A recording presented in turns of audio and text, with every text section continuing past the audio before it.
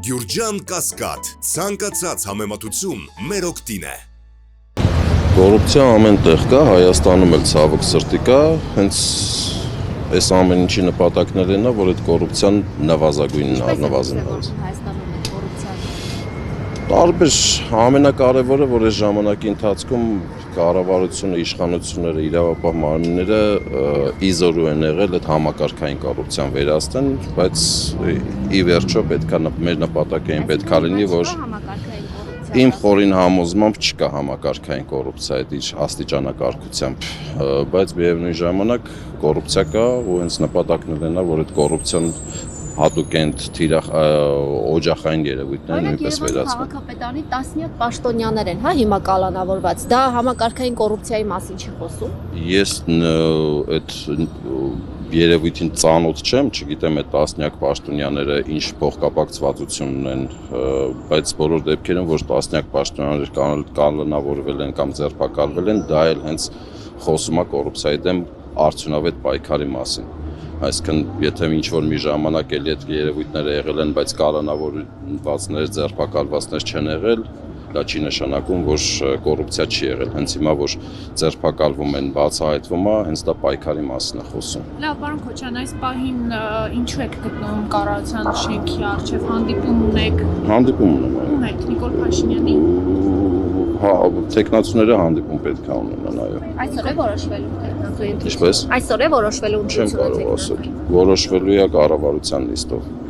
Բայց դուք դիմում եք գրել եւ դուրս եք եկել եւ ըստ շշուկների մամուլի հրապարակումների, քանի որ այսպես ասած կան մարդիկ, որոնց սրտի թեկնածուն դուք եք, այդ պատճառով էլ դիմում եք գրել եւ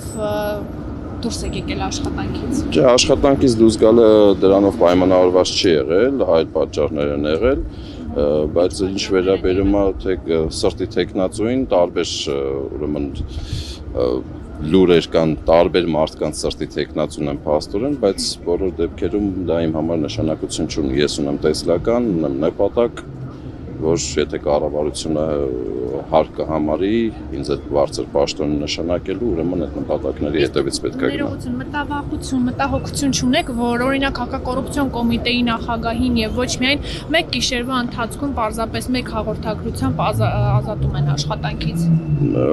Բացարձակ որևէ մտահոգություն, մտավախություն չունեմ, կարևորը երևույթի դեմ որևէ մեկը մտահոգություն չունի, որ իրավական համակարգում մեկ SMS-ի միջոցով գիշերվա ընթացքում կարող են որոշել եւ հեռացնել։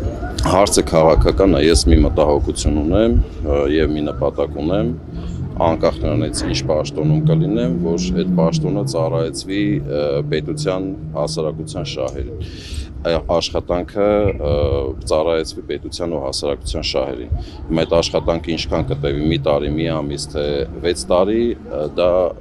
արդեն երկրորդական է, կարևորը ինչքան որ տևի, այդ տևողությունը ի նպաստ պետության, ի նպաստ հասարակության լինի։ Սա է միակ մտահոգությունը։